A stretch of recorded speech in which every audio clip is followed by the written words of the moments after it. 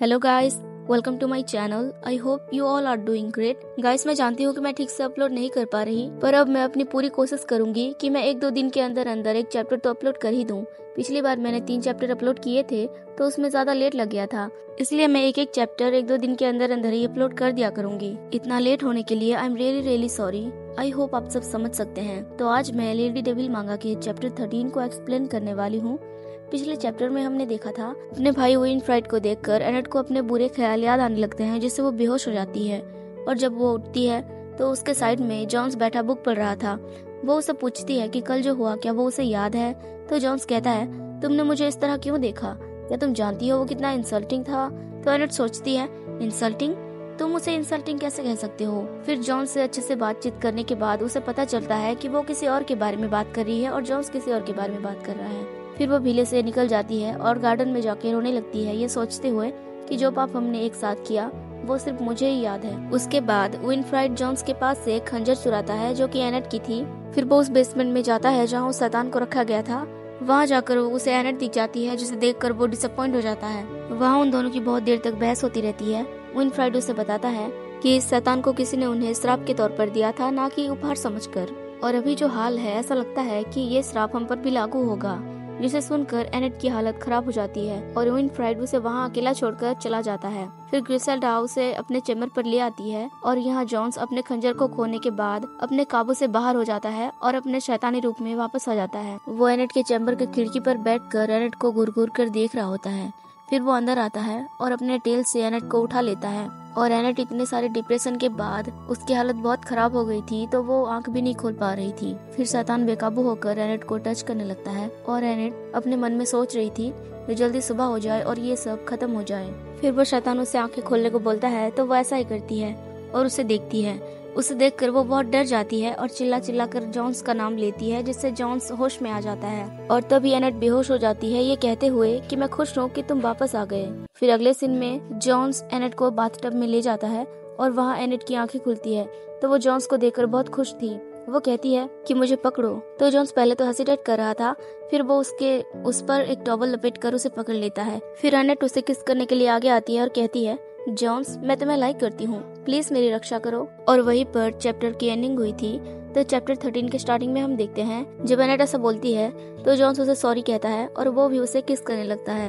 वो सॉरी उसे इसलिए कहता है क्योंकि वो भी अब खुद को नहीं रोक सकता और वो उसे किस करने जा रहा है। गाइस, देखो, मैं समझ सकती हूँ कि हम सबको ही अनकंफर्टेबल लग रहा है क्योंकि वो दोनों सिबलिंग्स हैं। मैं आपको स्पॉइलर तो नहीं देना चाहती थी, पर वो दोनों भाई बहन हैं, इसलिए मुझे ऐसा करना ही पड़ेगा ताकि आपको अनकंफर्टेबल ना लगे।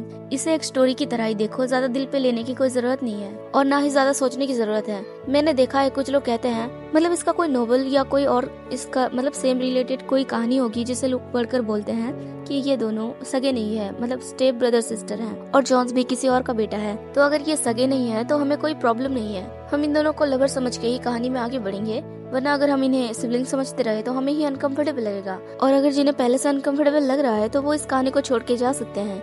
वेल, तो कुछ भी नहीं है गाइस, आगे हम इस कहानी में ऐसी ऐसी चीजें देखने को मिलेगी कि मैं क्या ही बताऊं। तो आगे हम देखते हैं एनेट अपने चैम्बर पर वापस आ गई थी और वो अपने बेड पर होती है। जब उसकी आंखें खुलती है तो वो देखती है जॉन्स विंडो के पास नीचे बैठा बैठा सो गया था। उसे देखकर एनेट सोचती है, क्या जॉन्स पूरी रात फर्श पर सोने के बारे में सोच रहा है? फिर वो उसे बुलाकर कहती है, जॉन्स, क्या तुम वहीं नीचे फर्श पर सोने के बारे में सोच रहे हो? तो जॉन्स उसे देखकर कहता है, जब सुबह होने वाली होगी और सैनिक बाहर निकलने वाले होंगे, मैं उससे पहले ही यहाँ से छुपकर चला जाऊंगा। तुम्हें अनकंफर्टेबल फील कराने के लिए सॉरी। तो एनेट कहती है, तुम मुझे अनकंफर्टेबल फील नहीं करा रहे, मुझे बस तुम्हारी चिंता हो रही है कि अगर तुम वहाँ पर सो गए तो तुम्हें ठंड लग जाएगी।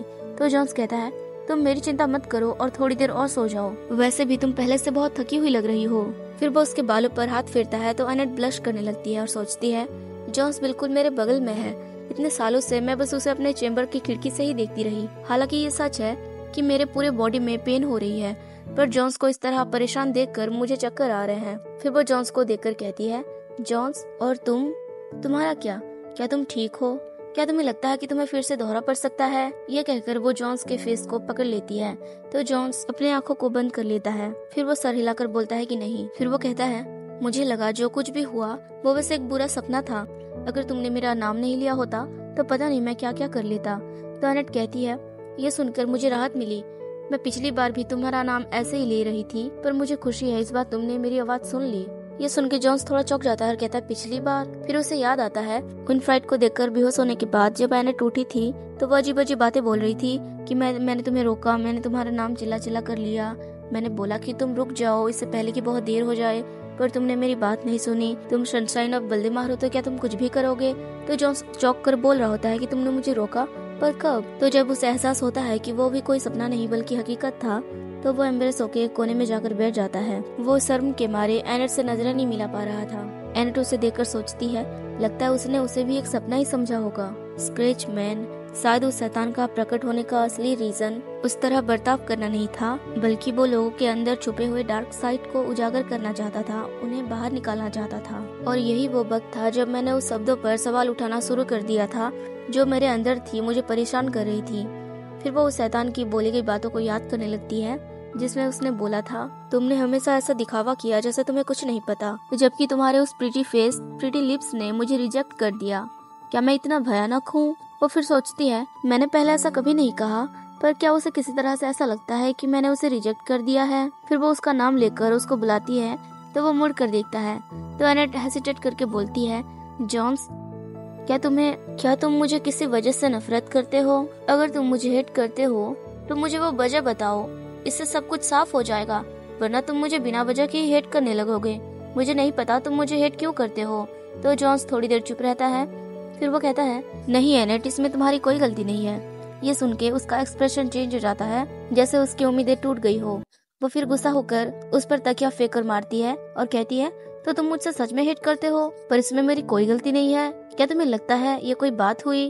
तो जॉन्स उससे बचते हुए कहता है रुको, अगर मैंने तुम्हें समझा भी दिया तो भी तुम समझ नहीं पाओगे कि मैं क्या कहना चाहता हूँ। तो एनेट कहती है तो तुम चाहते हो कि तुम जो बोल रहे हो मैं उस पर ऐसे ही यकीन कर लूं बिना किसी एक्सप्लेनेशन के।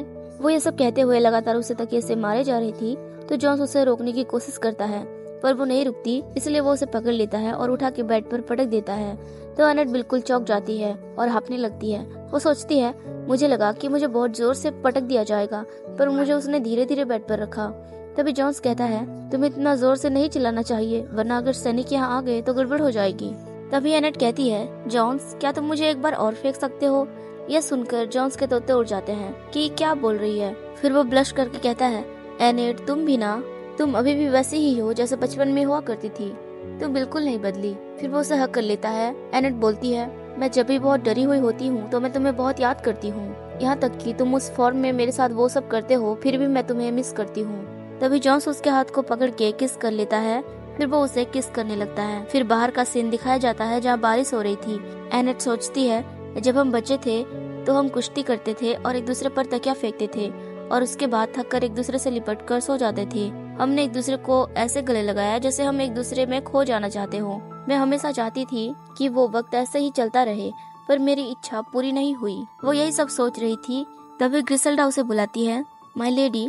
तो एनेट झट से अपनी आंखें खोलती है। वो ग्रिसेल्डा को देखकर सोचती है जब मेरी आंखें खुली तो ग्रिसेल्डा मेरे सामने डरे हुए चेहरे के साथ खड़ी थी। फिर वो कहती है ग्रिसेल्डा तुम कब आई? तो ग्रिसेल्डा कहती है माय लेडी क्या आपने कल रात बाथटब और चूल्हे का इस्तेमाल किया? एक ड्रेस मुझे चूल्हे में जली हुई मिली। माय लेडी क्या आपको मुझसे कुछ कहना है? मुझे बताइए कल रात क्या हुआ? ये सुनकर एनेट थोड़ा नर्वस हो जाती है और यहीं पर ये चैप्टर खत्म हो जाता है। आई होप ये चैप्टर आपको पसंद आया होगा। तो मिलता है नेक्स्ट चैप्टर में। Thanks for watching, take care, bye bye.